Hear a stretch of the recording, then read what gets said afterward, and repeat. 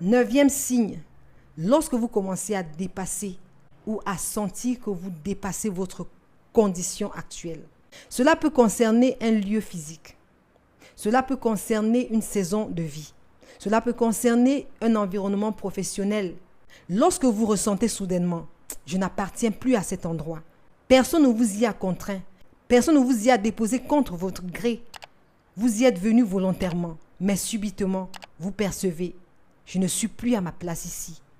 C'est également un signe majeur indiquant que vous êtes sur le point d'accéder à un niveau supérieur de votre existence.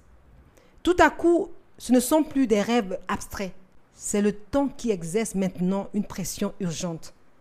Et votre esprit peut percevoir ces exigences pressantes. Votre moment est arrivé. Le temps est venu pour vous de passer de ce petit studio à un appartement spacieux. Pourtant, vous vous accommodiez parfaitement à votre situation avec vos enfants. Soudainement, vous avez l'impression que votre espace est devenu trop étroit. En réalité, rien n'a changé objectivement. C'est toujours vous, avec vos mêmes enfants, dans le même espace. Et vous étiez tous satisfaits auparavant. Que se passe-t-il donc? C'est une percée qui s'annonce. L'erreur fatale que vous pourriez commettre serait de consulter votre compte bancaire. Car dès l'instant où vous constatez que vos finances actuelles ne vous permettent pas cette évolution, vous risquez de vous décourager. Dans cette situation précise, vous devriez plutôt faire confiance à Dieu. Travaillez avec les ressources que Dieu vous accorde dans cette saison particulière. Commencez à lui faire confiance pour des opportunités providentielles, des occasions extraordinaires, des possibilités inattendues. Et comptez sur lui pour des connexions divines, des personnes stratégiques placées sur votre chemin pour vous aider. À ce stade, vous reconnaîtrez également que votre percée est proche lorsque les gens commencent à vous rejeter sans raison apparente.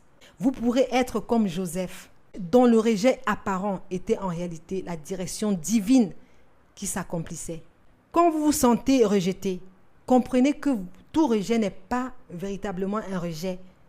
Pour vous, cela peut sembler être un rejet douloureux, mais en réalité, c'est Dieu qui oriente ou qui réoriente votre parcours. Voici ce que vous devez absolument éviter. Ne donnez pas votre attention à l'adversaire. Il détournera votre attention. Concrètement, si des personnes vous rejettent, ne vous épuisez pas à essayer de les convaincre de vous accepter, à moins que l'Esprit de Dieu ne vous guide spécifiquement à le faire. N'essayez pas de les persuader de vous intégrer, car cela pourrait finalement vous conduire dans une direction contraire à celle que Dieu a prévue pour vous. Vous pourriez vous retrouver dans une situation où Dieu dit « Je veux que tu ailles dans cette direction », mais vous vous obstinez à aller dans la direction opposée. Jésus, en tant que pierre angulaire fondamentale, nous savons qu'il a été rejeté par les bâtisseurs. Chaque personne appelée à la grandeur, chaque individu choisi par Dieu devra inévitablement, d'une manière ou d'une autre, affronter le rejet. Et si vous ne pouvez pas gérer cette réalité de rejet, vous n'êtes pas encore prêt à être utilisé puissamment par Dieu.